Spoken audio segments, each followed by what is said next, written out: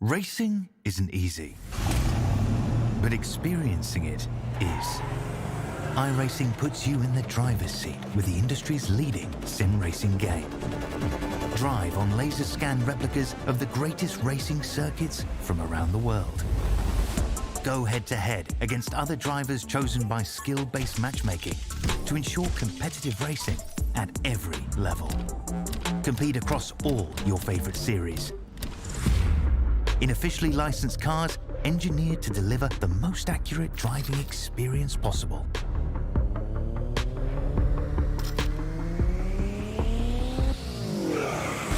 Join a race or host your own with players from across the globe. Race against the computer or in a league with friends. Feel the thrill behind the wheel. Visit iRacing.com.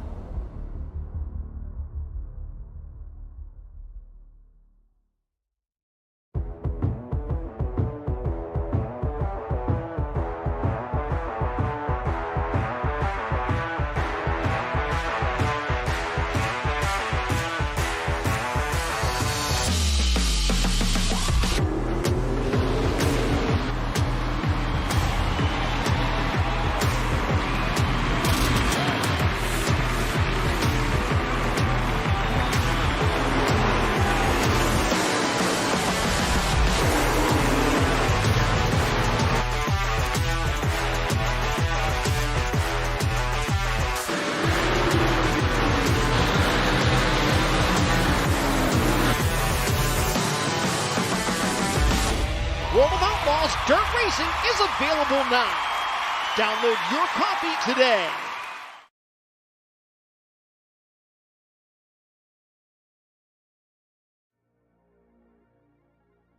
One final round.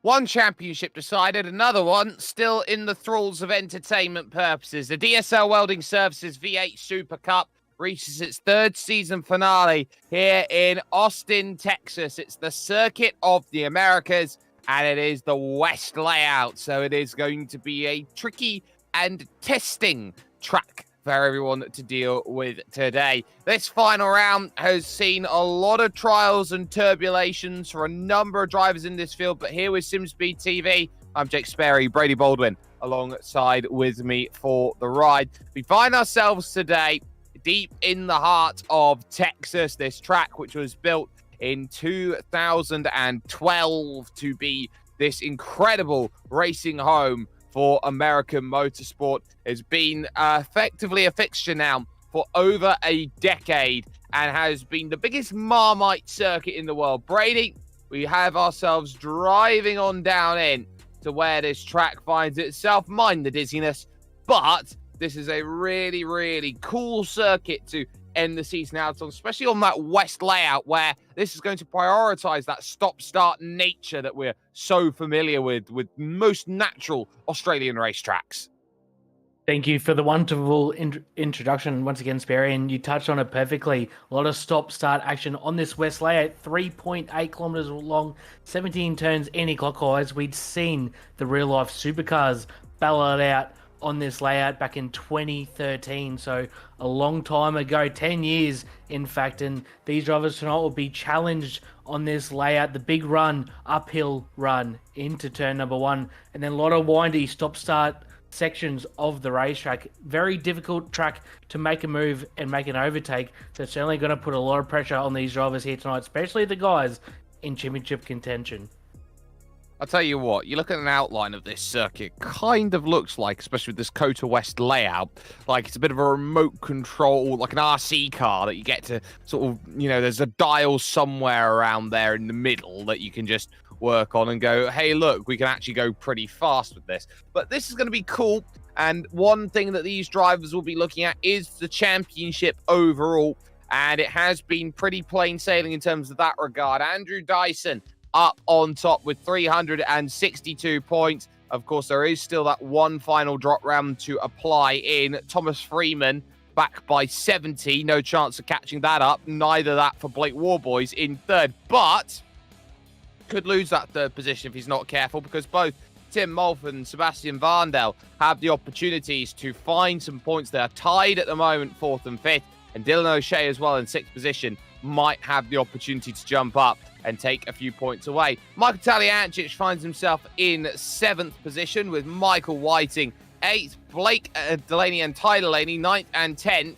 It's nice to see that combination split by just 1 championship point out there overall, Brady, as this is how the championship looks for Super Sport.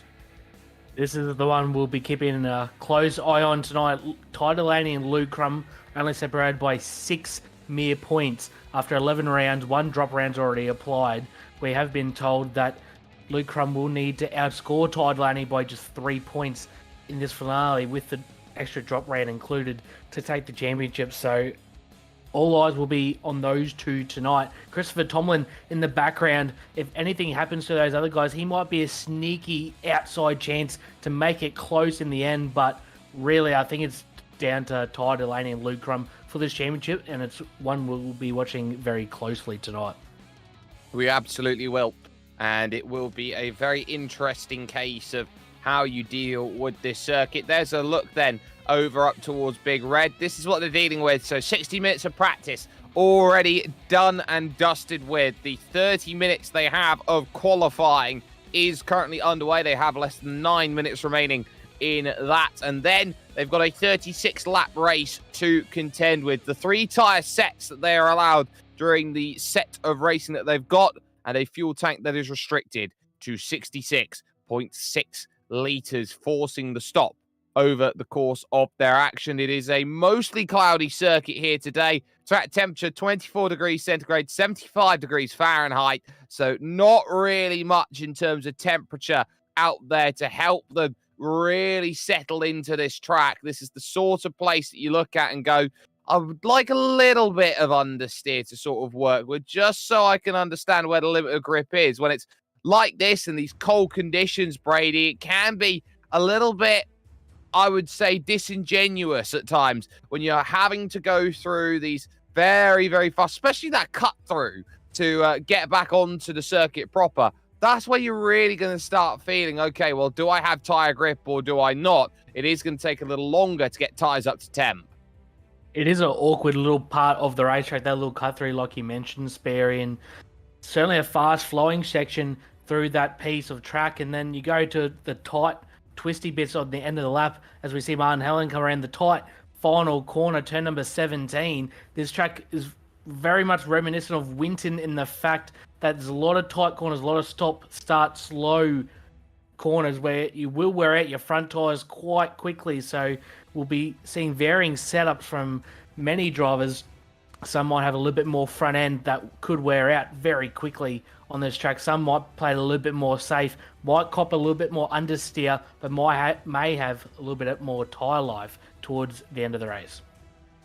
Yeah, and this is going to be the difference makers as we take a look with Thomas Freeman, who is currently at the top of the timing sheets with a 131.3, flicking through then turn 3 and 4, this Maggots and Beckett's inspired section through turn 5, turn 6, and then take a gander off left at turn 7, open it up through 8, 9, left at 10, and you're already starting to go through what is an incredible section of the track. You're on the brakes then for that next left-hander, then it's going to be so crucial to get that right, and a big kick of tail off the exit of that Mustang is not going to be doing many favours to the rear tyres. Now, we talk about this being a car that's very difficult to handle, Brady, but one of the things we look at as we focus on Thomas Freeman's lap is the difference between oversteer and understeer. It's a car that naturally wants to understeer off the power, but on the power, it only wants to oversteer. You're certainly right, Sperry, and I think that is going to be a good balancing act for these drivers to maybe cop a little bit of understeer in some of the corners, but then there's so many slow speed corners, you've got to get off the corner as well. So we'll be seeing a lot of oversteer and spinning the tyres, as you will say, off the corner as well. So it's a bit of a tricky track in that sense to try and balance your lap all the way through. Thomas Freeman just about actually beats his time, so he will further push ahead in P1 there. We will go to quickly Andrew Dyson. He's on another flying lap as well, currently P number 3 on a 31.585. Will he improve on this lap? No, sorry, I got it wrong. He's on a flying lap right now. Yeah, just gearing up to start one then, and this massive rise up the Big Red this opening hairpin, which is so easy to just check yourself up too much through that section, drop a lot of time, and find yourself in a bit of trouble. And Andrew Dyson, with a title wrapped up, now does he want to sign it off in style, or is he happy just to get out of Circuit of the Americas? Just the 16 drivers, and apparently you yourself, Brady, racing here tonight. So it's a little bit of a shame to see you down the order. I hoped you'd be up there a bit more. But what we have seen is just the 16 drivers looking to get themselves out there and going, which does beg the question here, Brady. Was the air mile fees too much for these drivers to make it today? Harry Dodds, where you going? Massive moment there for the 981 of Dodds, and you touched on it's very a little disappointed to see a lower field, but you got the top guys here. You got Freeman, Dyke, Dyson, and then you got the guys Delaney, Crum, Hallinan, Tomlin, all in Supersport. So we've got the cream of the crop, we've got the good drivers, and I think that's what it's all about. These guys will put on a fantastic race no matter how big the field. Oh, they absolutely will. That much we can certainly say.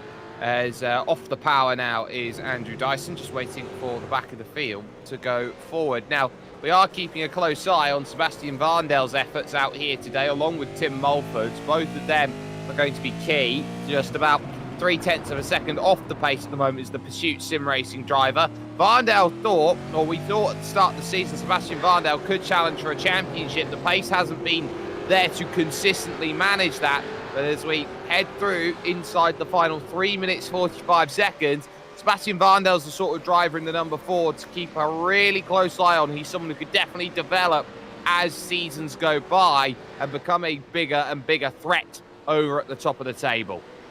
We've seen Varndel's consistency all season long. He's always been in the realm of the top 5 every single night. Some nights he just hasn't quite had the pace to challenge for a podium. We've seen him on the top 3 steps numerous times in this season, but just not quite enough to challenge the likes of Dyson, Thomas Freeman, and Dylan O'Shea, who's ran a limited schedule but won a number of races this season. So, like he touched on, Varndell, he certainly has the pace to be up there, just needs that tiny little bit more to try and contend with the likes of Dyson and Freeman.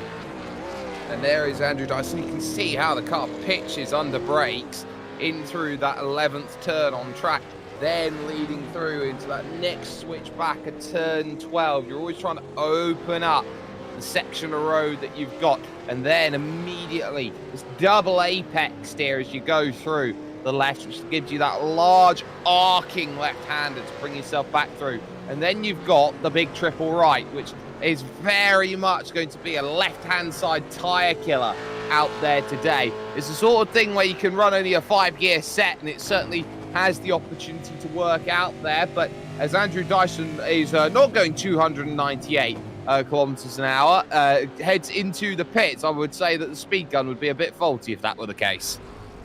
Certainly not hitting 298 on this track today. It's a short, sharp little circuit. We will go to the number 30 of Luke Crum. He's in that championship battle through the Super Sport Championship with Ty Delaney. Unfortunately for Crum, struggling a little bit here in qualifying. His best up at 33.6. Quite a ways off Ty Delaney's championship rival, who's on a 32.5, doing a very impressive job. The number 07 machine. Luke Crum certainly trying to push up the order just a little bit. He's 7/10 away from Jack Mitchelson ahead on the timesheet. So I think Luke Crum will be pushing really hard this lap, try and get at least one good lap in at the end of the session.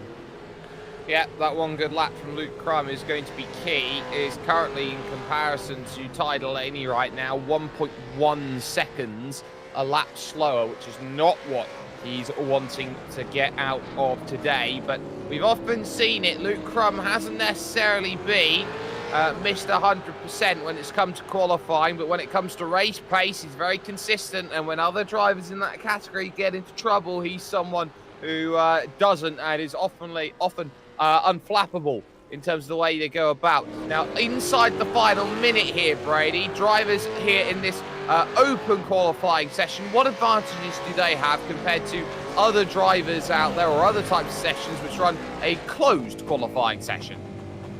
I think one of the benefits you can take from an open qualifying session is possibly if you are struggling a little bit for time, you can try and follow someone and try and learn a little bit, lines, braking markers, etc. Try and follow someone. It can be a negative too. You might get held up by a driver a driver make a mistake in front of you could halt your lap a little bit. So there is certainly positives and negatives to take away from the open qualifying sessions. There are, and for Sebastian Varndell, he's really looking to try and make sure that the final lap's going to be key. He's going to be one of the first people over the line as the checkered flag is about to fall on this session. Dylan O'Shea will be in there, and he's got an outside shot of jumping a fair number of positions up the championship if the result works out for the DPR car. But for Varndell, he's looking to try and get some drive. He's looking to try and stave off the driver in front. Maybe the best position to look at, well, how good is Dylan O'Shea finding things? The answer is a 31.794. Did improve, but not by enough. Luke Crum also improves, but doesn't get a qualifying time in, and that will be everybody done already when it comes to their qualifying session. So let's take a look at the starting grid then for tonight's action, ladies and gentlemen. It is Thomas Freeman who will be on the pole position and will be by the tune of about 0.2 of a second. It's Jamie Dyke there for Fishy Motorsports, making it a 1-2 for Fishy at the front. Andrew Dyson for DPR, the champion incumbent, is in third position with Seb Varndell in fourth overall, as Dylan O'Shea and Tim Mulford will house the third row of the grid. Varndell will be worth keeping an eye out on. Ty Delaney, leader of Super Sport, goes from 7th with Harry Dodds in 8th. Aidan Ford for Platinum Racing starts 9th with Seth Brown rounding the 10 in this field. Luke Crum with it all to do in 11th. There's Jack Michelson in 12th place overall. 13th belonging to Martin Howland with Chris Tomlin in 14th place. Then you've got Jack Anderson and Shane Nowens. They round out the 16-car field with a non-start for Brady Baldwin here today, who will be going from the pits if he gets there. So that's all there to keep in mind as we are just entering the final few seconds left of qualifying. But Brady, 36 laps. It's going to feel like a long race here tonight. Not necessarily because there's a lot of laps here, but generally because it's about top speeds, and top speeds are going to be down here today compared to most other places. You're absolutely correct there, Sperry. It does feel like a slow lap. These guys doing 1 minute 30s, but you touched on it perfectly. The top speeds around here, you probably only just hit over about 200 kilometers an hour on that front straight, and the rest of the lap is slow, really. So, like you touched on it perfectly, that it will be a slow, grinding race for these drivers. 36 laps isn't a long distance at all, probably about 150 kilometers, but like you said, it's really slow track, so these guys will be probably a little bit patient in this race. Will probably help them out a lot. Looking at the in-sim time, this race is only going to get later and later. We're heading in-sim to nearly 7 o'clock in the evening. We talk about this being maybe an hour's worth of racing. This track is going to stay cold and get colder as it goes about. An evening race here in Texas. We're not a million miles from Austin. We're also not a million miles away from Bowling Green either, which is a fantastic hub of collegiate sports. This is going to be a big 36 laps for Ty Delaney and for Luke Crum, who we will focus on over the course of this race that goes through.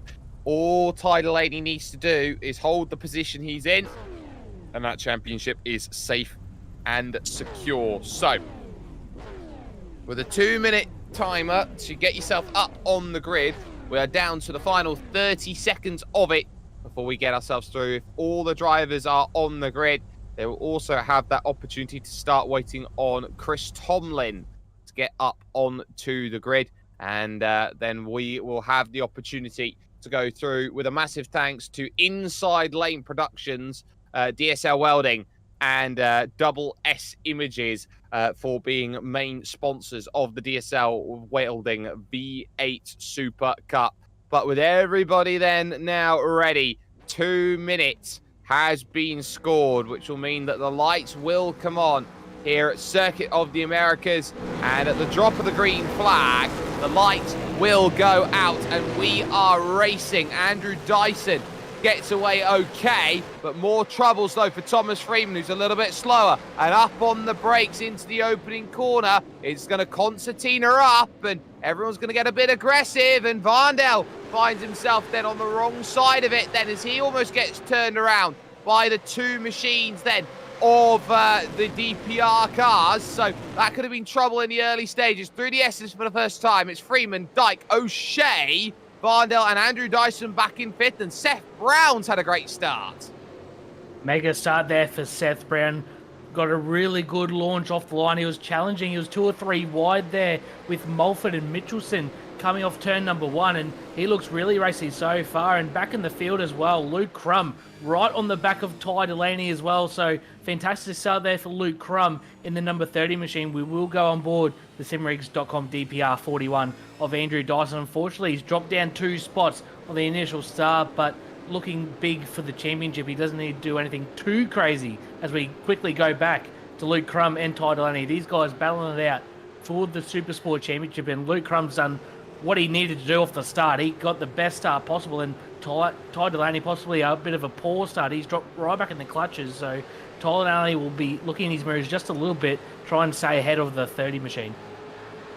Luke Crum looks fast. Luke Crum feels fast, really, over this opening lap. They tiptoe around the final corner out on track, the Andretti, and finish out a lap. A look then already, one car off onto the left-hand side. That's Seth Brown, who is dropping down, and that is a slowdown penalty. So had to serve it and lose his time all the way to Aiden Ford, which would have been no help at all in terms of the race. Look at this once more, though, just behind. It's all about Luke Crum and Ty Delaney at this point. Ty knows that he is safe in the position he's in, knowing, though, that Ty Delaney's got to get some moves. Now, we'll take a look then here at just exactly what went on. This is Andrew Dyson making the pass on Sebastian Varndell, moving up then to 4th place with this one. That's as easy as you like at the Big Red.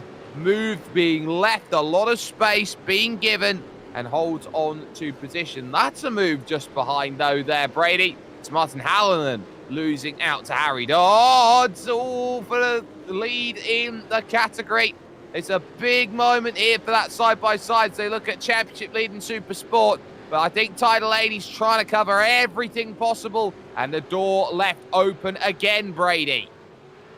From down now the inside of Ty Delaney. He's going to squeeze him a little bit wide. The elbows are out here for the Super Sport Championship. Luke Crum doing everything possible, and he's got one advantage up his sleeve. His teammate, Christopher Tomlin, is ahead of him, leading the Super Sport category for this race. So one maybe free position coming up as Harry Dodds after his poor start. He puts now Ty Delaney back one more spot. So Ty Delaney, not the best start for the 07 machine, and he's going to have to try and fend off Harry Dodds, who is a pro driver in his own right. So Harry Dodds has to try and get this move done for his own race. But Ty Delaney, he's maybe just questioning what is going wrong in the first few laps of this race.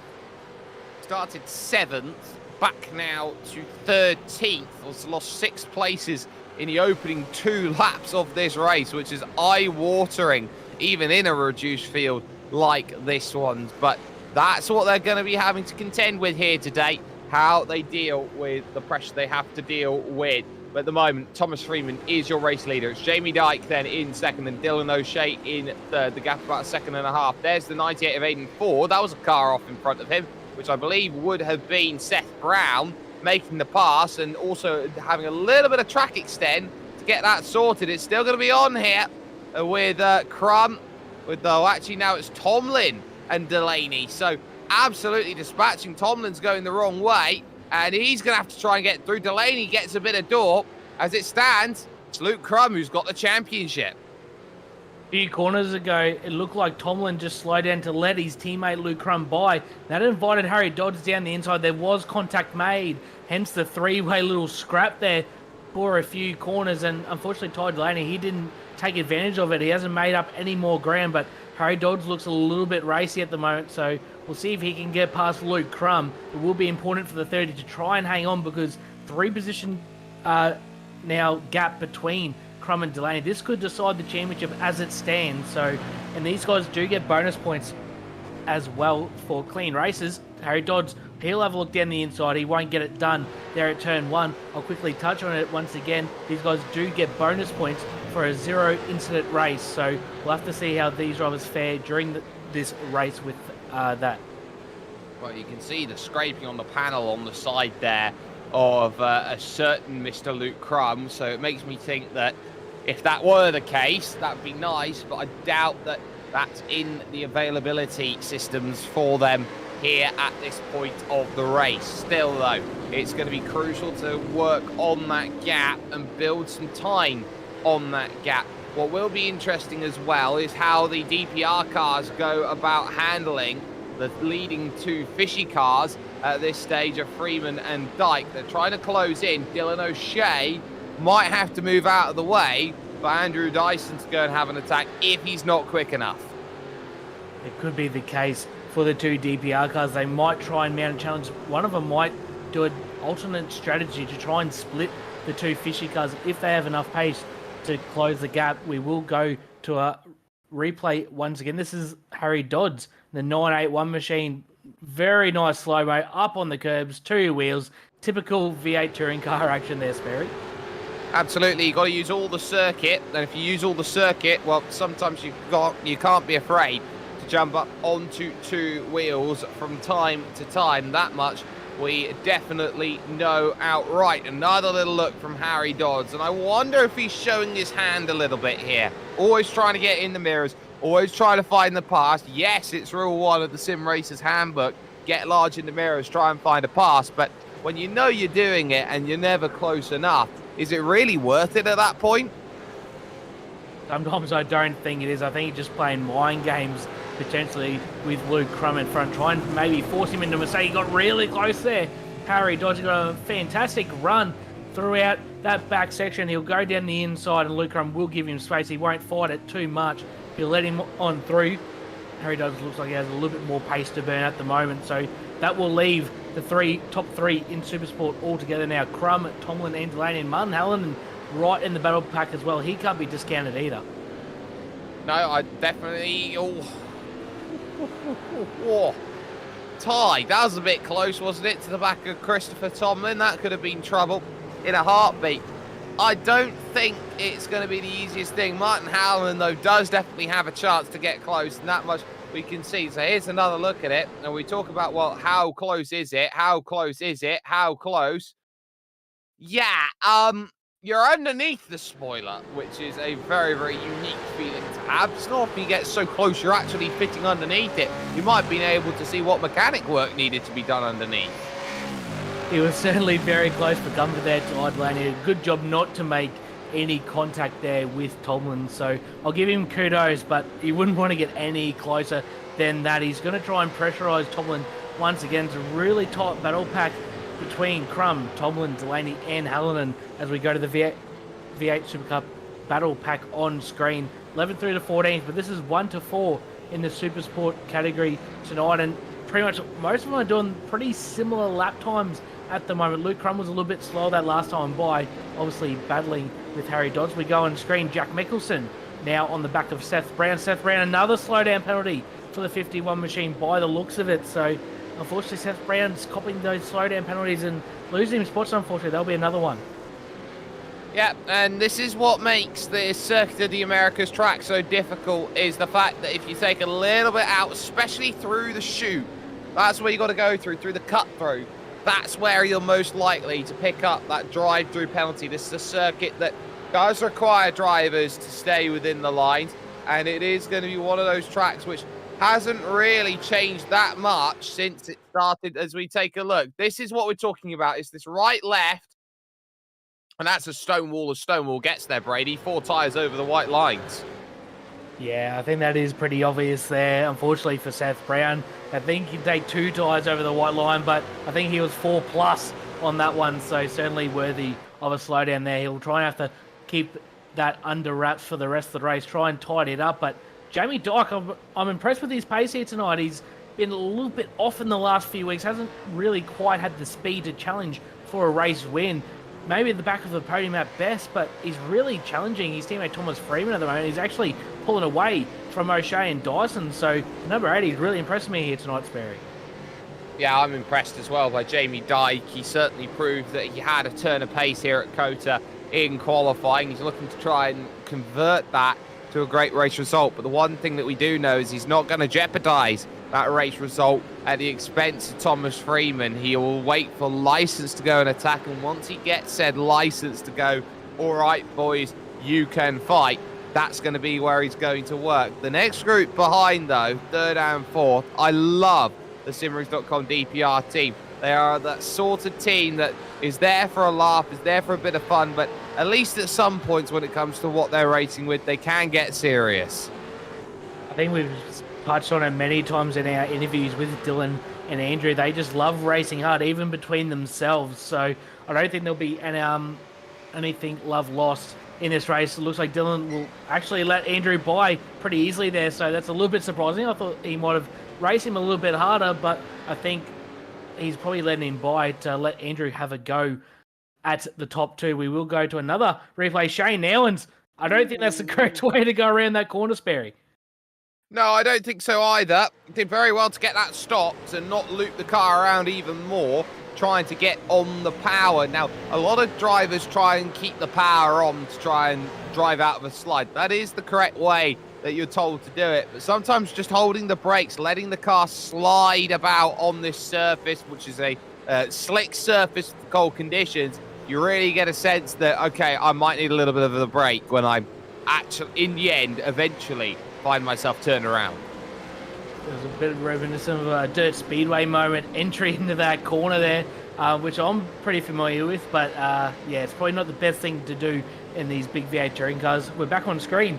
The 51, the Seth Brown, once again trying to pressure the 26 of Jack Mitchell. This for P7 on track, Aiden Ford in the background in the 98, and Harry Dodds, after clearing away from the Supersport battle, he's closing in on this gap as well. So potentially it could be a four-way fight here for P number 7 is Tim Mulford. He's 4 seconds up the road. He's not in this fight whatsoever. He's in a little bit no man's land at the moment, the 85, but Nicholson running a little bit wide there, compromised his entry into 16. This might open the door here for Seth Brown, the final corner, turn number 17. He'll poke his nose, won't get quite close enough that time by.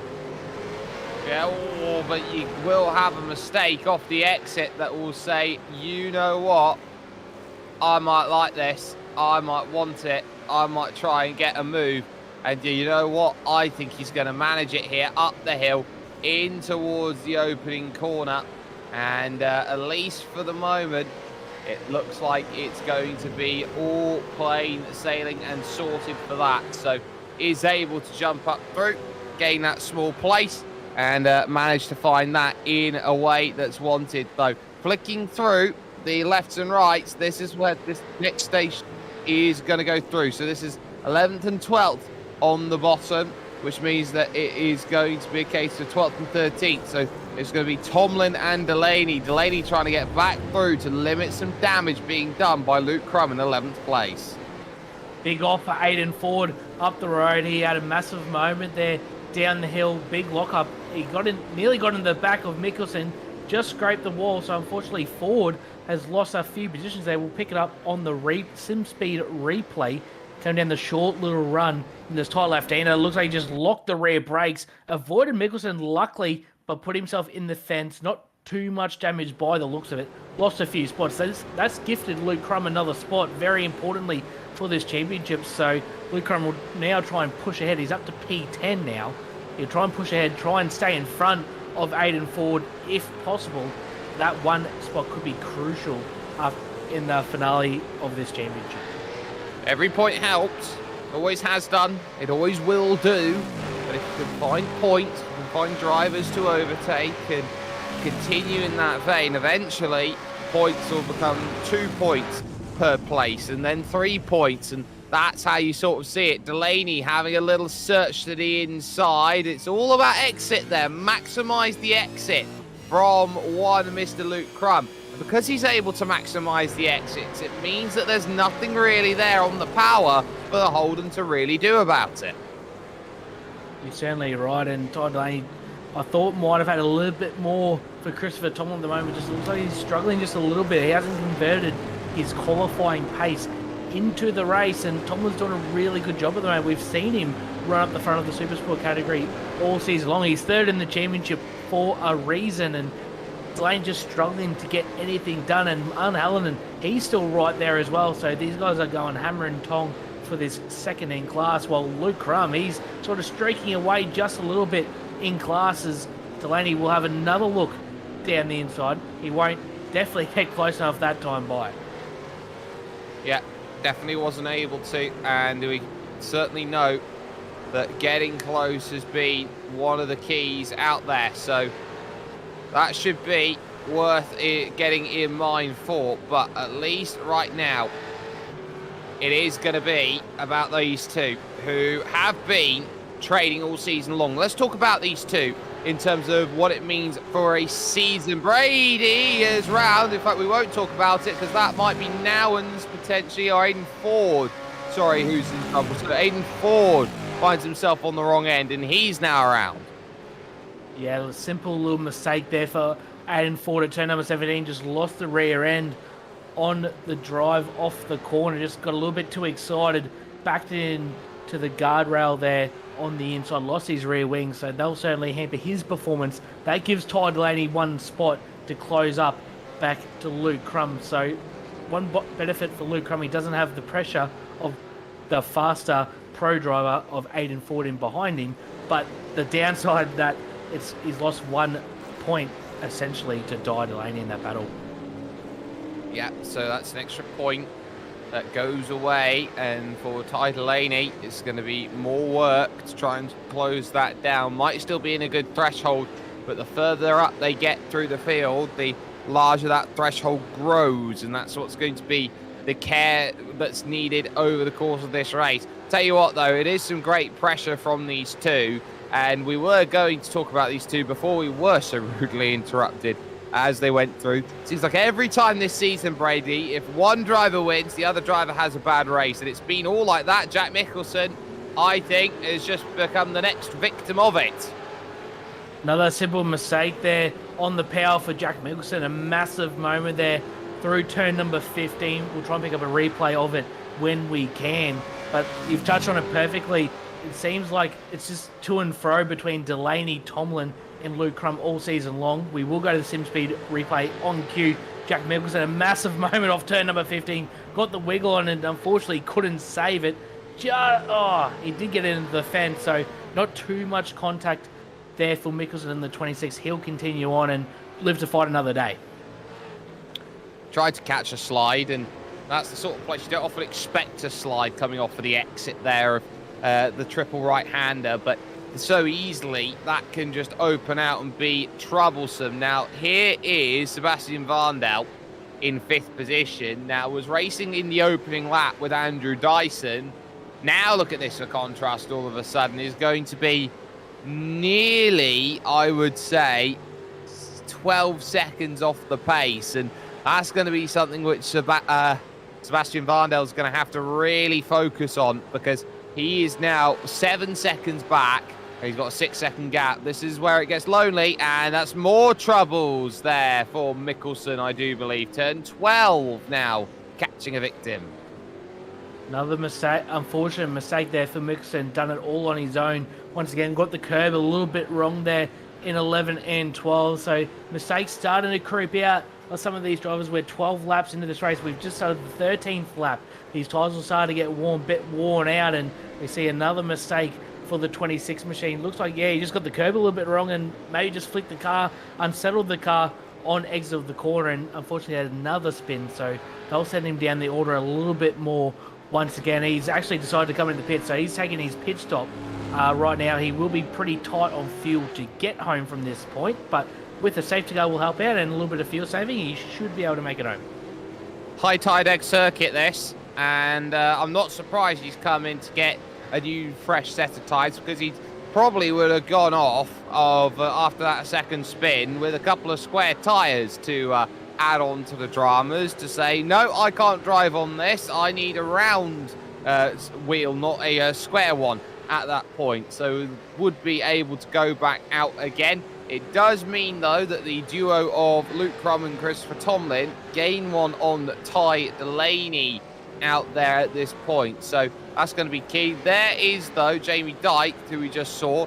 And it was important to keep an eye on Jamie Dyke because look at what that gap suddenly is. Jamie Dyke's had a mistake over the course of this lap. That was a 33.7 and was certainly not what we expect from the wheelhouse there. And I would suspect there was a slowdown penalty coming through the cross-through section or something close to that because it looked like that lap time was just plain ugh. You took the words out of my mouth, Barry. I was about to touch on that how much ground Dyson's made up, and then the lap times just tell the story. 1.6 seconds quicker that time by Andrew Dyson and Jamie Dyke. So, fortunately, Dyke was running with Freeman, his teammate, out in front. He's dropped off now, 2.8 seconds. This will invite Dyson right into the battle. I think Freeman has enough pace to stay out in front. Now the real battle will be for P number 2 here between Dyke and Dyson. He's been putting some good laps together, the 41 machine, over the last few laps. He's already been closing that little by little, and now he's got an open invitation right now to try and get past the number 80 machine, who seems to be struggling as well with the rear end of his car. Well, this is the time when you want to start doing it, right before pit stop windows start to, you'd sense, get into view. Lap 16 to about lap 21 might be one of the places that is worth making a pit stop out here today. So we'll take a little look then at this for a bit of a mistake. So that is number 80 out there trying to get things going, and there's a big correction, more big corrections. Just shows you how much torque they're having to really fight through this machinery. So at least for the moment they've managed that. Jamie Dyke is right on the ragged edge. And speaking of being right on the ragged edge, here comes Andrew Dyson looking to the outside. It's not there just yet. And he's almost going to try and go up there at the S's. That one's not going to work. If you're going to make a move out the S's, you've got to be pretty ballsy. And Andrew Dyson nearly stuck his nose in there to make a contest of it. He thought better off, and he's going to try and make a move potentially at the tight left-hander on the end of this little back straight. Jamie Dyke certainly struggling for rear tyre life at the moment. We see him nearly every corner. He's getting crossed up, fighting for traction in the number 80 Fishy Motorsport machine, and Andrew Dyson's going to be right there trying to challenge. But all this is doing, this is allowing Thomas Freeman to pull away even more at the front of the field. So Dyson, the 41, certainly looking to get past as quickly as possible on the number 80. Might even see an early stop here from Dyson, try and get a little bit of clear air out of the traffic in behind Jamie Dyke and maybe push down for an undercut. Here's the one thing though, Jamie Dyke might as well be a rear gunner against Andrew Dyson here. My job is to be the stickiest wicket to try and get by, and it's not going to happen here. He's going to have to sit and be patient again, and is Andrew Dyson. Wait for the right opportunity to find the move. We'll take a look in car from him right now as he tries to chase that down. The gap, a car length and a half. Now up the hill at the big red. Where are you going to find the move? How late do you want to get there? It's not going to get there close enough. It's going to be more waiting. Definitely not close enough again there for Dyson. He's trying to find the right opportunity to try and get that move done. He hasn't quite found it yet. He wasn't close enough there into turn number 1. Unfortunately, Jack Mickelson, he has retired the car, so now we're down to 15 runners in this race, and we'll quickly touch on the battle for Supersport. Luke Crump, he's checked out on Tomlin and Ty Delaney. The gap between those guys, there's another mistake there. It's Jack Anderson in the 319 machine. So he's dropped down the order. A little mistake there. He's actually not lost any spots. He's just lost a fair bit of ground there on track. And Dyson, he drops off a little bit Dyke this lap. So potentially, I think Dyson should probably pit and try and get the undercut on Dyke to try and get the move done, because you touched on it perfectly, Spear. I don't think Dyke's going to let him by too easy. Try and hold him up just a little bit to give his teammate Thomas Freeman a little bit more breathing room. But are you in the window? Are you in wheelhouse? And it might be that we've seen Jack Anderson get a flat, which is not often that you see that here in iRacing, but it's definitely possible. Look at how he struggles on pit entry, just trying to get through. And looking at Jack Anderson here, if it were a flat tyre, a fully flat tyre, which has gone pop, the black and orange mechanical flag would be out. But I think it's as close to a pop tyre here around this COTA circuit. So what you certainly sense is that this is going to be a tyre wrecker here today. So now this is a little look on the SimSpeed replay. See exactly where it goes wrong, and whoop, that is a big slide, and it gets worse because he's still trying to gather it. Okay, I think I've got it back. But the moment you turn in, no, that rear left does not feel comfy. That is a first for me to see. I don't think I've ever seen a flat tyre on the iRacing server, so that's opened my eyes up. Massive moment there for Anderson. A few little spins there have probably certainly cost his tyre wear and potentially caused that to happen. So, fortunately, Jack Anderson is in pits for an earlier stop. Jamie Dyke has a slowdown penalty, so this will bring Dyson right back into it. He has cleared that now, but Dyson right now on the back of Jamie Dyke. I'm a little surprised that Dyson hasn't come in to try and execute an undercut, but maybe he's just waiting patiently for the right opportunity. The number one machine in front, he's pulling away. I'll tell you what, Jamie Dyke had just started to break back out in front again, but that has brought this right back to level, and Andrew Dyson will sense that and know it heading to the Andretti, the final corner on this circuit. No takers for no takers, but well, you can drive off the exit like this, you might have a chance up the hill to make the move into turn one. Jack Anderson retires the car from the race, and there is the look at exactly how it goes wrong. To the outside goes Andrew Dyson, trying to make this move. Is he going to be shepherded out of room? The answer's no. There's a chance for a nose, but is there overlap? It's cleared, and just staying ahead is Jamie Dyke. We might have to start calling Jamie Dyke Jamie Alonso at this point in the race. He's doing a fantastic job playing rear gunner to his teammate Thomas Freeman. Dyson's trying everything, throwing everything at him, and he can't get the move done quite yet. So Dyson, I think, might be getting a little bit frustrated in behind the rear wing of the 80. He's going to go for a big step down the inside. Massive move for Dyson. After I just said he's been stuck behind him, he had enough. He's now into position number 2. That takes a bit of bravery. Where did that come from? Oh, Andrew Dyson, that woke everyone up. Trying to get it sorted at the halfway stage. Just have another look at this. That is an iRacing top 10 or an iRacing weekly moment style pass there, because you don't set that up. You don't just find that. And that was set up with some of the most aggressive driving. That was a beautiful move, a 10 out of 10 there for the 41 of Dyson. Now he's got some clear track in front of him. I think he'll try and close that gap to Freeman, but it's 6.6 seconds he has at the moment. He'll encounter Shane Nowens in the 73 in a moment, but Freeman is absolutely pulling away from Andrew Dyson. He's going to need a lot of luck and a lot of pace to try and close that gap, but Jamie Dyke, he isn't dropping that far away either. He's still right there with Dyson, so I don't think this battle is over whatsoever. I don't think so either. And I think it's going to be a very, very telling race between these two, between now and the end of this one. I think what will also be telling, quietly telling, in terms of this race, is as Seth Brown comes in, makes his first stop. I was going to say the battle between Mulford, Brown and Dodds, but Seth Brown will be the first guinea pig in the field. Will pit at exactly the halfway stage to make sure the tyres work. Meanwhile, here's Christopher Tomlin, who has to deal with Ty Delaney. This is the first of two to have to try and find a pass on, and Ty Delaney can't, as the simple long and short of the answer is. So Delaney's going to have to be patient and wait, and there is Martin Halloran in down the lane to make a stop. These guys have cut the race in half perfectly, taking their stop at lap number 18. I predicted the fuel range will be about 22 to 23 laps for these drivers, so we will see everyone start to come in the pits within the next few laps, and Hallinan and Seth Brown, like you touched on, is in the lane, so none of the top runners have decided to pit just yet. They're staying out. As I say that, Dylan O'Shea straight on in on cue.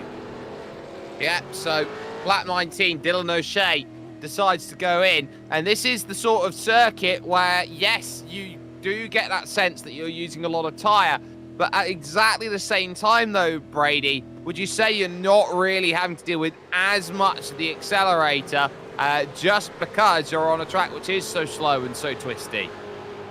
100% Sperry, you wouldn't be using a lot of fuel. This is a longer track for a V8 Supercar standard, but like you touched on, you're not on the throttle that much. You're a lot half throttle around the tight, twisty turns as Delaney enters the pit. So the field burn is pretty low around here. So we'll have to see if any guys maybe underfield just a little bit to try and get a little bit of an advantage to try and get him out in front. Dylan O'Shea, he's in his own sort of little race at the moment. So I don't think he'll be making too much ground on anyone as he comes out just in front of Christopher Tomlin and Ty Delaney crucially in the pit. So be interesting to see where the 07 peels out, and more interesting to that is when the 30 of Luke Crum will pit. That's also something worth keeping in eye. The number 30 machine out there just trying to stay out of the way of everybody here, there and everywhere in this race. So Thomas Freeman is your race leader at the moment, is at the front of the field and is at the front of the field on pure merit. Andrew Dyson has definitely swashbuckled away up to second, as in from third comes Jamie Dyke. Not surprising to see the 80 in the pits has been struggling the last couple of laps with his rear tyres, so he's now coming into the pits maybe to try and get an undercut on Dyson. So I was predicting that Dyson potentially would take the undercut on Dyke until he got the move done. So maybe now Jamie Dyke coming in for an earlier stop will be crucial to see where he comes out in comparison to Dylan O'Shea, who just came out of the pits that last one by. Yeah, so Dylan O'Shea now has really got to motor. If there's going to be a place on someone out there like Jamie Dyke, I'd expect Dyke to be off and away very, very shortly. Through will go Tim Mulford, yet to make a stop. There goes Jamie Dyke now. There is Dylan O'Shea. Here is the chance into turn one. Not going to happen immediately, but what about drive off of the exit? That's going to be key. And there's the time. Dylan O'Shea finding 2 seconds almost in the pit stop to get to within striking range. Only a little bit of a slower transition time for Jamie Dyke, but also that's the benefit of the undercut as well for Dylan O'Shea. Importantly, Luke Crum, he's now coming out of the lane right now with Ty Delaney coming down the front straight. So Luke Crum will certainly stay in front. The gap has potentially closed just a little bit, I think, between these two drivers. I think it was about 6 to 7 seconds before. It's now down to 4.1 according to our timing. So Delaney has gained a little bit on that undercut. It'll be interesting to see now Christopher Tomlin, who was battling with Ty Delaney when he pits. He's still out on track, but now the two leaders, Thomas Freeman and Andrew Dyson, have come in on the exact same lap 22, which is pretty much the predicted fuel range that we talked about earlier. Yeah, can't get much more out of 66.6 litres, so if they have to come in and make a stop, then would have been a nice time for it. It does now see Sebastian Varndell move up forward and put on the yellow racer's hat, or the building hat, and say, I am a race leader, come catch me if you can. Tim Mulford then has already found a way through, and what it does mean now is that Andrew Dyson's lost a lot of time in comparison to Thomas Freeman. One thing that Dyson will have an advantage of is Freeman will have a little bit of traffic here with the slower Tim Mulford in front of him on this outlap, and you're seeing that Dyson was actually quicker by a second in the stop and overall in the lane, so he's made up a little bit of ground. It's down to 5.1 seconds. We've seen it about 6.5 to 7 seconds before the stops, and he'll gain a little bit more now on this outlap with Freeman getting held up by Tim Mulford. So Freeman will definitely have to get the move done quickly and on cue again. He makes that move on Mulford, so crucially Freeman does get by Mulford, but Dyson has closed that gap, and the gap in behind as well for third between Dyke and O'Shea, that's closed right up too. So O'Shea and Dyke, they'll go hammer and tong for P number 3 for the rest of this race, I feel. And Dyson, he's going to have to put the foot down and try and close that gap to Thomas Freeman. It is closed up once again. It's now down to 4.6 seconds. So Dyson made up a little bit of ground on this lap. We'll see if he can do it for the rest of the remaining 15 laps. What I will say, though, is that if you are battling, you naturally go a little bit slower, and that could be troublesome out there.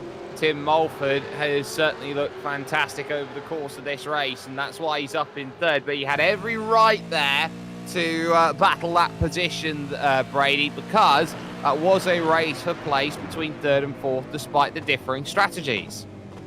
You certainly are correct there, Sperry. Mulford's well within his right to battle for that position. And crucially, I've just noticed that Ty Delaney has had a massive jump on Christopher Tomlin. So potentially a really slow stop or a mistake on the in or out lap for the 212 machine. Ty Delaney has jumped Tomlin, so he is now second in class and crucially only one spot behind Luke Crum. So Ty Delaney's worked out really well for him. There you go, 5 seconds longer in the stop. So has Tomlin maybe taken on too much fuel, or has he had a mistake? I'm not too sure, but a crucial error there for the 212, and that certainly helped propel the 07 of Delaney into P2 in class. It has, and we've seen that, and we've seen that fantastically. That difference, though, of 5 seconds is massive, absolutely massive. But let's take a chance then to look at exactly what befell, what pitfall it was that was in the crux of this machine, this beautiful machine. There, though, coming into the pits, before we do anything of that sort, though, is another driver looking to try and get a driver's change out there. As now, oh, trouble. Tim Mulford pushing, having to push, has found the attenuator. Can he get the car going? He's trying to roll it back down the hill for a jump start. He's managed to get it going again. The unfortunate thing for Mulford, he won't have a fast repair either, and massive damage on the front of these V8 touring cars certainly affects the performance of these cars. So Mulford's going to be really down on power now for the rest of the race. Unfortunately, he's going to lose a lot of spots because of that. So a simple little mistake there on pit entry, trying to gain a little bit of time. Fortunately, it's come undone for the number 85 as we go back on screen. Dylan O'Shea still trying to pressurise Jamie Dyke for P number 3 overall. So O'Shea pushing really hard, but Jamie Dyke once again dubbing the name Jamie Alonso in his defences has been brilliant all race long. Dylan O'Shea can't quite seem to get past him at this point in the race.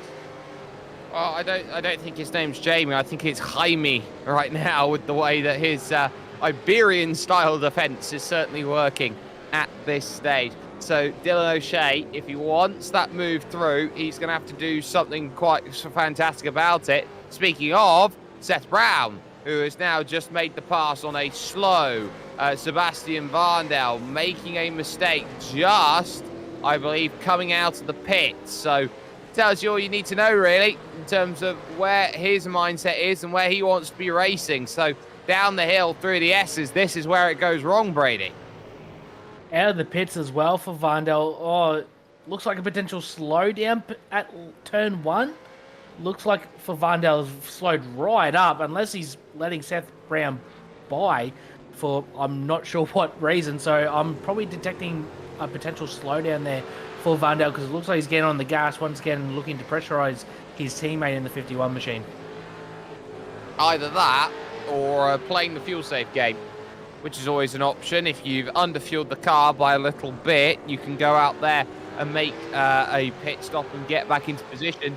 And I'm not sure if he has, because he might just decide right now, well, you know what, I'm just going to go for a move into turn 1. That might be the way it works up at the Big Red, but is going to go to the outside, not make a move, or get balked up in the middle, get the drive off of the exit, but still be on the wrong side of the road. Car gets out of the way. That was Shane Nowens. So now here comes Responsibility Avenue. Seth Brown to the outside. They go too wide then. And also you got the Frog Leap car looking there of Martin Howland. He's just gone through on, I believe, Christopher Tomlin, which makes it a little bit more difficult out there for Tomlin to deal with his team's aspirations.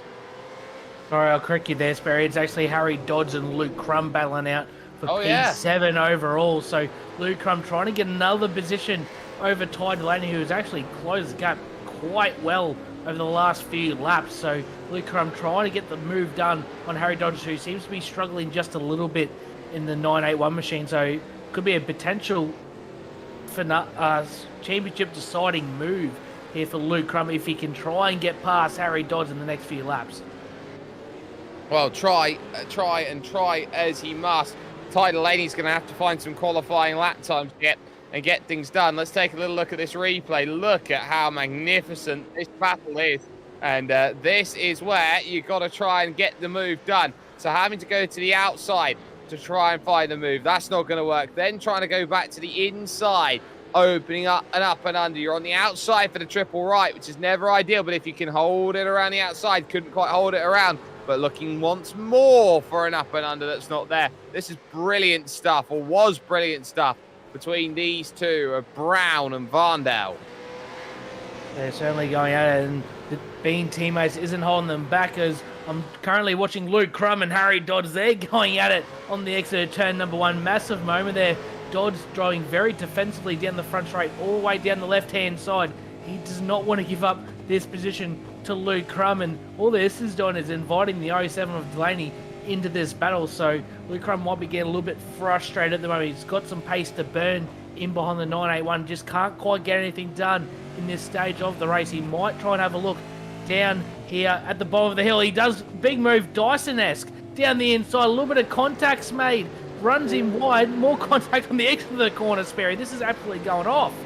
Oh, it is. And now you start to wonder, where does Luke Crum fit in all of this? He's got to try and find a way through. He's not happy. He's going to get on the radio about it. And he almost tries to get in the back, not once, but twice as he goes through. He's going to say, hang on, this isn't fair. Harry Dodds, he's blocking me out on circuit. I think we're supposed to be racing out there and trying to go through. Now, this is a very important thing when it comes to Australian touring car mentality here, Brady. And oh, he's going to give him a shot. Gave him a full shot. He's lost full sense of what he wants right now, and you can sense why, because he's racing for a championship, which Harry Dodds isn't. Come on, you've got to let me go. The red mist has descended certainly on Luke Crum. Frustrations are turning out. He's on the blinkers trying to send his intentions to Harry Dodds, and Harry Dodds defends again down the inside. So the 901 continues to drive very defensively in this battle, but you touched on it, Sperry. Luke Crum and Ty Delaney, they're in their own battle for their own championship. Harry Dodds is not involved in either championship, so maybe a bit too defensive driving with the stakes that are on hold here tonight. Yeah, and now you can sense that Luke Crum is looking here, looking there, looking everywhere, looking like trouble as they go through, and that might not be ideal with Shane Nowens, who's able to back it out of the wall and get going again. That nearly blocked the track, and that was nearly a safety car to throw out there at that point in time. So Shane Nowens found in trouble, but I wonder how much fuel savings being done. So now listen to this, listen to the engine.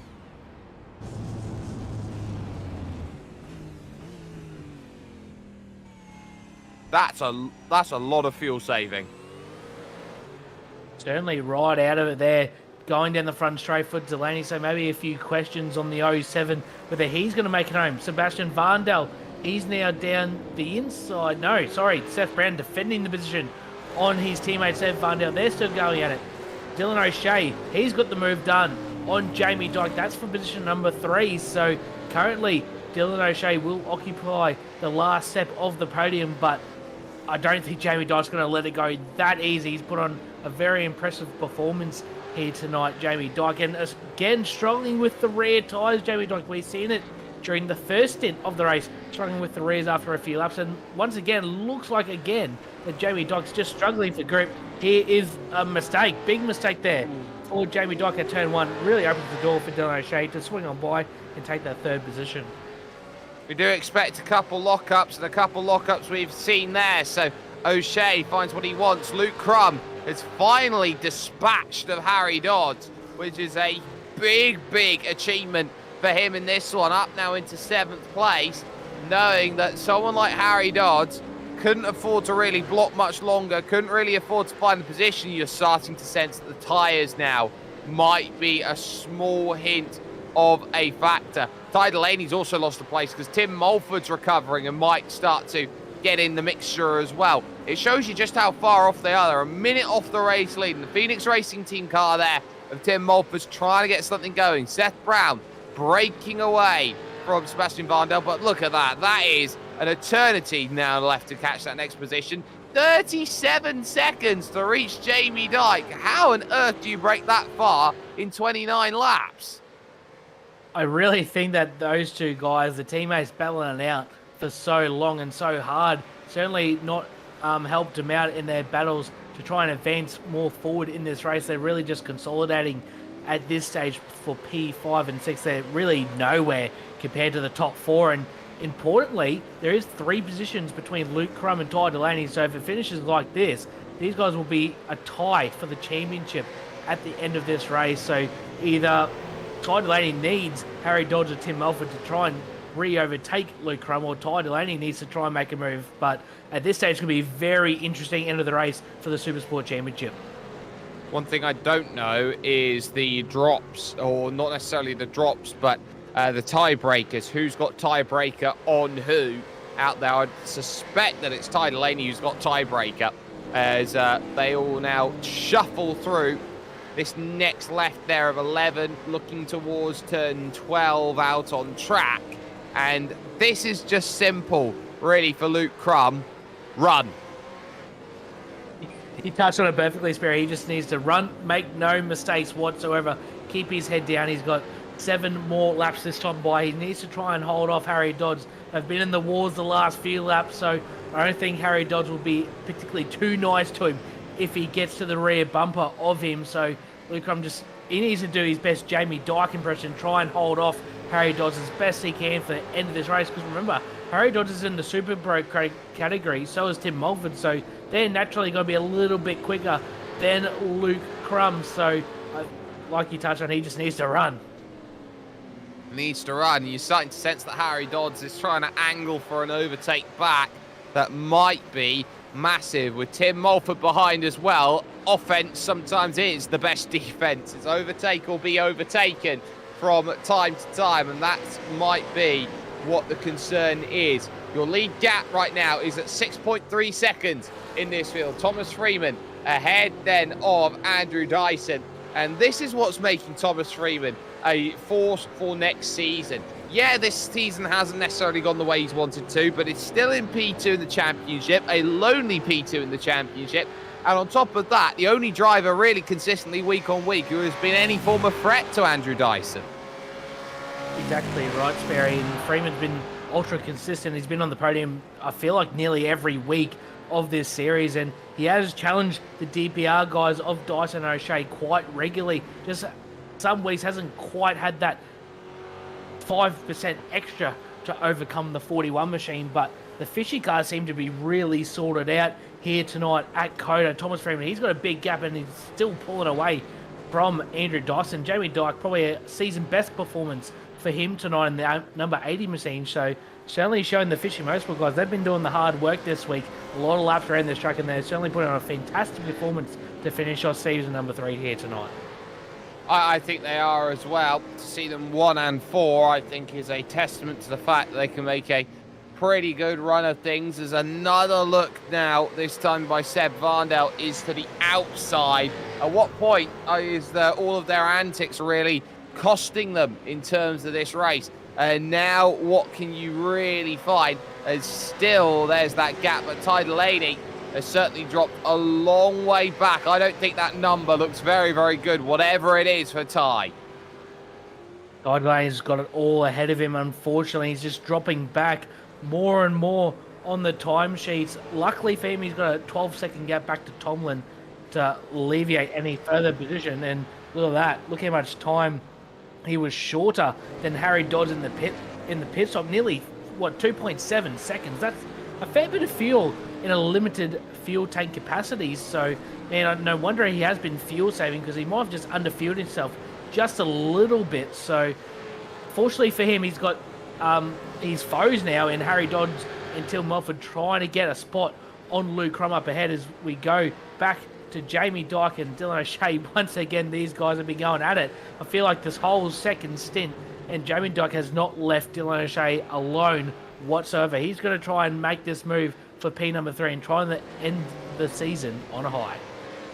Well, if he wants to get through, he's going to have to try and find something magical on Dylan O'Shea and get this sorted. Let's take a little look at the replay up into the opening corner. This is how quickly it can go wrong if you're not careful. No drive off the exit, opens up the door, then down the hill for Jamie Dyke, but Dyke doesn't quite have enough to make it happen. But that is certainly the best move we've seen so far, and It's one of those, well, you could get a little bit closer, but a little bit closer is not an overtake. We don't count a little bit closer moves. If we did, they'd be sent in by the bucket, by the troughful. No doubt about that, Sparian. Jamie Dock, he's trying everything he can to try and get this move done on Dylan O'Shea. He's just not quite close enough to get anything done at the moment. He might have a little look at turn one, but it'll be very optimistic to go from that far back. As wide as turn one is, it narrows right up into the middle in the exit of the corner. So unfortunately, won't get anything done there. And we're getting some news throughout YouTube and Facebook chats. Blake Delaney, who is actually spotting in for Ty Delaney tonight, is they've short field accidentally Ty Delaney in the pit stop, so hence the massive fuel savings. So our doubts have been confirmed by Blake Delaney there. And what a time for that to happen, especially when you need to find the finish of this race with what will be 3 laps to go at the line for your leader. The race on still for 3rd position, as too is the race right now with Tim Mulford for 7th, 8th and 9th places. That's going to be a big thing for them, but this is going to be Aidan Ford, who was on the back of Chris Tomlin, and through turn 11 all looks good. But what about turn 12? A little search up the inside, little overtake certainly going to help. Is their drive not really there, but I wonder if it's the next corner where it all ends up in trouble. But that is all that we saw there. A brilliant amount of sliding. Now all of a sudden, here is Tim Mulford, and he's going to want this one on Harry Dodds. Mark my words about it, he's going to want to try and get through, but Dodds has such a good confidence behind the wheel.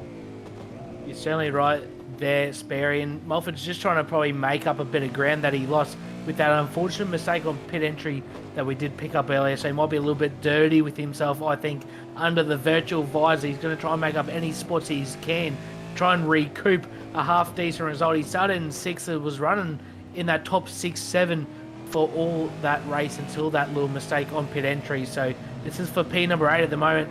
Their little squabble will give a little bit of breathing room to the 30 of Luke Crum up ahead. So Luke Crum will be happy to see these guys battling in his rear vision mirror, because this gives him, like I said, a little bit of breathing room. Has to worry a little bit less in the final 3 laps of this race. Well, it is getting a little bit close here. Mulford can't get a run. He's so good at tipping the car into a corner, but he's not getting drive out of it. That's the big difference maker out there. There's still the Brown-Varndale battle to decide later on. O'Shea and Dyke still to decide later on. There is your leader. He'll have 2 laps to go. It shows you just how strong he's been here, because that's Martin Hallen just in front, about to go a lap down. Martin Hallen's done nothing wrong in this race. He's driven a pretty good race in his stands, but Thomas Freeman, he keeps extending the gap to Andrew Dyson. That last time by, he was 6/10 quicker than Andrew Dyson. So Freeman's really putting in, making a big statement in this race. Say, hey, season 4, boys, bring it on. I'm going to be right there for the battle all season long. Yeah, certainly is the plan. And Harry Dodds right now has lost out to Tim Mulford. Is there one more twist in the tail? Can Mulford find a way to pass Luke Crum out on track? That's the next frontier to challenge here in these races that we've got. But at least right now, this is how the pass was made then. And once again, this is the prime place to get it done. On the brakes, on the inside. Thank you very much. Bit a staple of this race tonight, moves done at that corner, and Mulford once again, he's pulled away from Harry Dodds quite considerably, so shows the amount of pace that he has had over the 981 in the last few laps. A little mistake there from Harry Dodds at the final corner. Will run a little bit wide there, so lose a little bit more ground, and a real slow lap there from Dodds of 138, so right off the pace on that last lap. And is that Seth Brown or is that Varndale? It is Seth Brown in the 51. So big mistake there for Seth Brown. Yeah, so they were up into the big red, turn 1. We're going to see just how much drive is there. And this is going to be about, well, how do you go for it on the brakes, on potentially old tyres, and also got yourself on something that's not really good. Just loops it all on his own, trying to get to the inside, trying to find a way to get ahead. And that certainly hasn't paid off. And I think Seth Brown here with another slowdown penalty finds himself in a bit of trouble as we're on the final lap now with Thomas Freeman, who at the front of this field, we haven't really had a, I would say, burning hole in the pocket to show him at the front of the field. Nothing malicious or ill or untoward with it, but it's the sort of drive that you look at from Thomas Freeman and say, well, we didn't really show too much of you. That's because you were out in front of the field with a healthy margin and gap, and we didn't really have to look around and say, you know what, that's where the action is in today's race. Thomas Freeman has been a consummate driver out there. Currently in 6th is Luke Crum. That might be his best result of the season if he can get that one home, with Ty Delaney in 9th is the one that got away at this moment, but don't count your chickens before they have hatched. For Thomas Freeman, he will round himself now to the Whataburger corner here before reaching the Andretti to end the lap, to end the season, and a positive note to head to season 4. It's Thomas Freeman who takes the victory.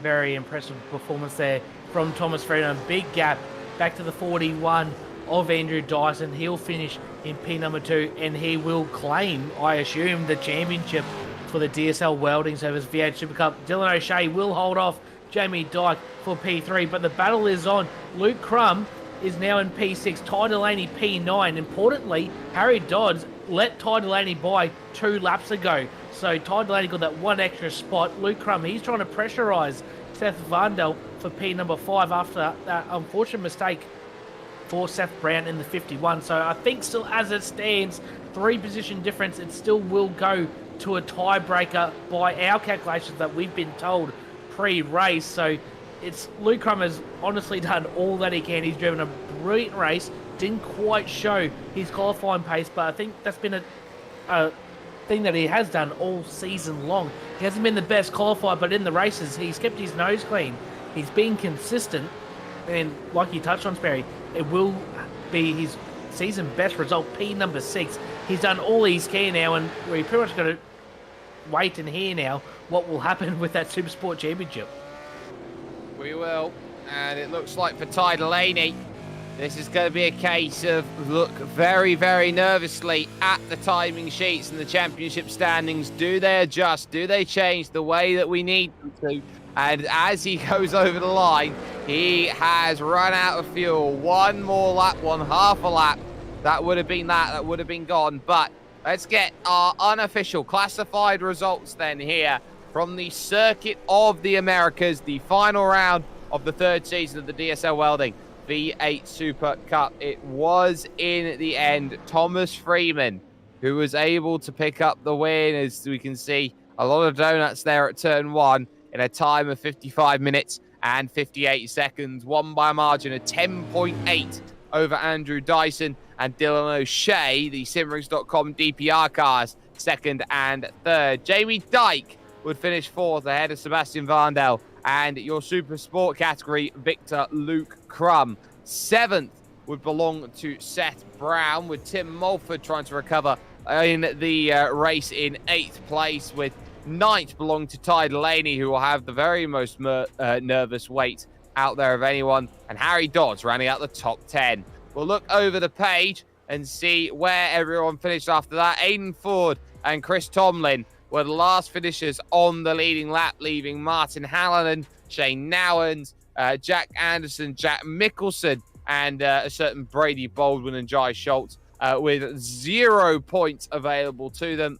And as such, we'll be looking for really good chances. We do have drivers, though, sitting around and waiting for interview. In fact, we'll make it a 2-for-1 special here with Andrew Dyson and Dylan O'Shea stood by with Brady Baldwin.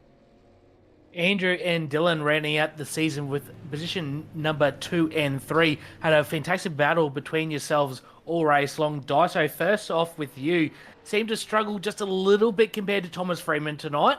What do you think you're lacking there in that race here at COTA tonight? Geez, I don't know, man. Well, I didn't do too well at the start of the race, and that kind of put me on the back foot. But yeah, once you got a gap like that, there's no real coming back. I mean, I think the pace was pretty even, but once there's a big gap, you just got to kind of cruise around and bring it home. So there wasn't real much point having him, press on. But he had great pace and he deserved to qualify first and win the race. So it's all good, man. It was a good race, good battle anyway with the boys. So it's good. In the end, anyway, it will put you as champion for the season. So congratulations on that. And Dylan, what a fantastic battle there with Jamie Dyke towards the end of the race. You guys were going hammer and tong at it all race long. Tell us about that. Yeah, it was pretty good. I don't think I had much pace for him in the first stint, but then I was able to undercut and hold on to the tyres and just find a little bit of pace to keep up with him and get the job done and not let him pass again.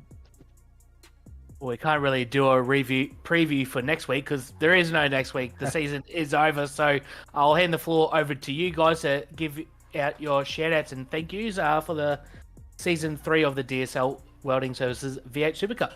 Yeah, we'll leave it up to Dylan. I know he loves this stuff. No, the big dog's got it. Come on. I've got to leave it up to Team Boss Ninja Dyson. I'm not actually team boss, just for everyone listening. But yeah, shout out Ms. Dale. Yeah, thanks to everyone for putting on the league. Thanks you guys for putting on the broadcast as much as you did. It's awesome. I love watching it back. It's always quality production. So I love your work, boys. Quick ones to Simrigs, South Wales, BMX Mechanical, Phoenix Smokers, Neil Pearson for the paints, and all the series sponsors. I believe it was DSL Welding Services and Inside Lane Productions, and I think we had SS Images, and I think Sebi Randall was doing it for a while too. So shout out to all those guys, and I don't think I mentioned it already. I maybe might have, but I probably did. But yeah, all the guys behind the league who put the work in to make it all happen. Cheers. Thank you for coming into chat, guys, and Andrew, congratulations on the championship as well. Thanks, man. Appreciate it. Second and third there, Andrew Dyson and Dylan O'Shea, and we'll bring in Thomas Freeman for a chat now with our very own Jake Sperry. Yeah, we absolutely will. And so with Thomas Freeman here, Thomas, that's probably the end of the season you are absolutely hoping for, and to be out there to dominate the race from start to finish, to be 10 seconds down the road, you have to be pretty excited about that and wonder where that pace has been all season. Yeah, thanks, Barry. Yeah, really good race. I've had one upgrade to the sim in the last couple of weeks, and it seemed to have worked. Well, seems to be working for me. So feels good to be up the front and be 10 seconds in front of these guys, then 10 seconds behind them, because they've been pretty much, the DPR boys have been up the front of the field and have been the pinnacle. So yeah, good race, solid way to end the season. So can't be happier. Can't be happier. You came into this season with the number one on the car. You saw how important it was to stay consistent with a number of drivers seeing the championship over and done with early. Do you think that paid a lot into the likes of, for example, these reduced fields we've had towards the end of the season? And on top of that, the ability to go out and score a big victory like this to secure the second place overall? Yeah, well, that's right, Sperry. I think round one I blew the engine. So to come from pretty much last in the championship to finish up second. O'Shea and Dyson, both of them, missing a few rounds through the season anyway. But the two drop rounds definitely helped me out. But that's right. You just I understand everyone's in it to win it, but I feel if you're going to start the season, you might as well finish. And that's exactly what I did. I just stayed, got a few seconds towards the end of the season, and secured that P2 in the championship. So again, can't be happier. And it's been really good racing with these. We're trying to keep up with these guys throughout the season. Let's talk season 4, because for you, it's a case now of getting back up onto the horse and making sure that your ability to go out there and race is to challenge those drivers back up at the top again. So in terms of now your mentality, you've got a week 13 off season. Is it going to be more laps, just trying to be logged, more understanding of the car? Or are you looking at this as, okay, I've got maybe, 2 weeks worth of a break. I can sit back, I can relax, and I can have a bit of fun?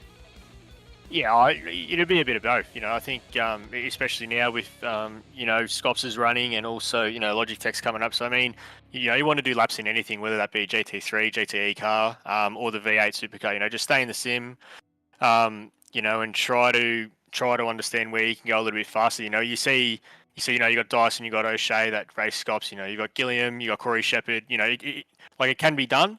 And they prove it every week, and all these guys are really, really quick, so it can be done. So just keep having fun. That's the most important thing. But yeah, and just keep behind the sim and keep cutting laps, and I try to get faster, and hopefully this pace that I've picked up stays with me, and yeah, I can challenge up the front in these series and be here for season 4.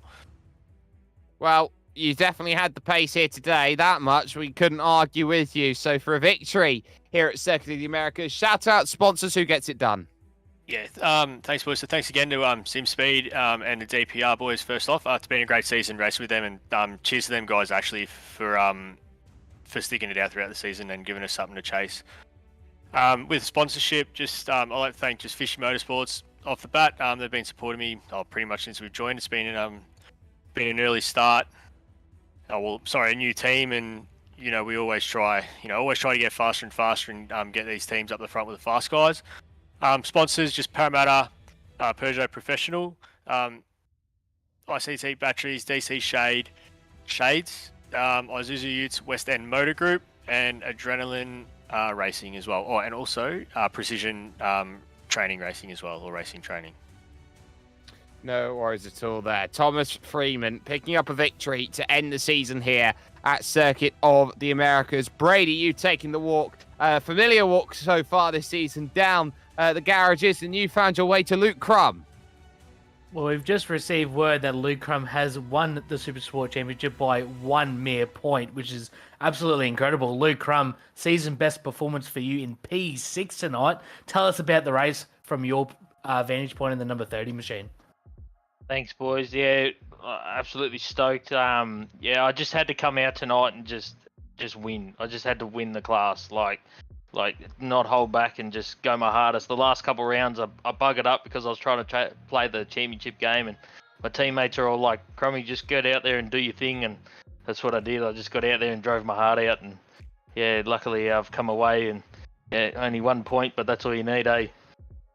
You certainly did do your thing tonight. Fantastic drive throughout and battling with the pro guys as well throughout that field and taking advantages when they came to you and really solidified your championship position. A fantastic race. What point in the race did you think you might have had enough to win the championship?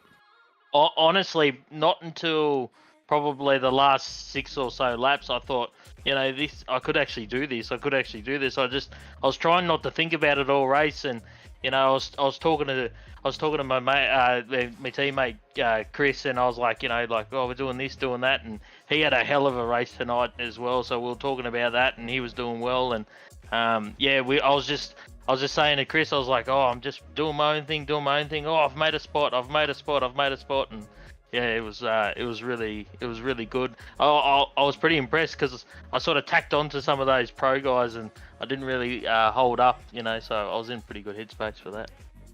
You certainly did a fantastic job, and to wrap the season up with a championship, certainly couldn't get any better. And before we let you go, Luke, any sponsor shares you want to give before we let you go? Yeah, big shout out to the LCR boys and the Inside Lane boys. They're a huge part of the team, and they make the team what it is. Without all them blokes supporting you and helping you out through the weeks, you wouldn't be able to even do what we can do. And massive shout out to you guys for broadcasting, and the league organisers, and all the sponsors. We've got KRD, we've got Karcher, Matt's Car Care, New Holland Agriculture, J-Tune, all those guys, and big congratulations to you as well, Daiso, on your championship too, bro. It's mad. Thank you for the chat once again, Luke, and congratulations on the Supersport Championship here in season number 3 of the DSL Welding Services V8 SuperCup. As Sperry, we go to the championship provisional standings after 12 rounds, and on top, Andrew Dyson. Pretty convincing way to go in the championship, but we'll focus on 9th and 10th in the Supersport category. Just 1 point. We talked about it all race long, how close it was going to be, and it was 1 point in the end. It's absolutely crazy.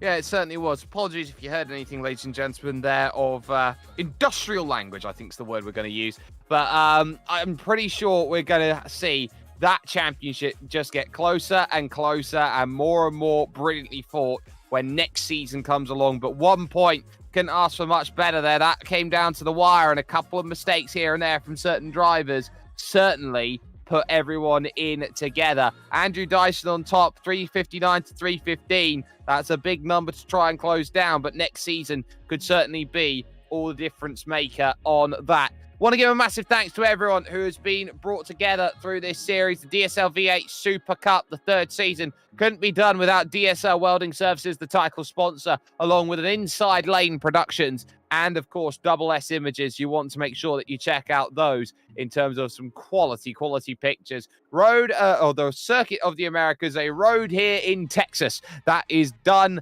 and dusted. It was Thomas Freeman with the victory. It was Andrew Dyson and Luke Crum with the championships. But next season is a completely different season. Those with wins have the target on their back set. It's all going to be about how season 4 brings itself into view. Good night. Racing isn't easy, but experiencing it is. iRacing puts you in the driver's seat with the industry's leading sim racing game. Drive on laser scan replicas of the greatest racing circuits from around the world. Go head-to-head against other drivers chosen by skill-based matchmaking to ensure competitive racing at every level. Compete across all your favorite series.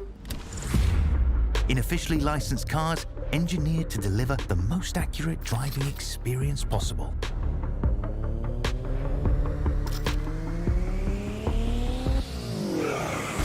Join a race or host your own with players from across the globe. Race against the computer or in a league with friends. Feel the thrill behind the wheel. Visit iRacing.com.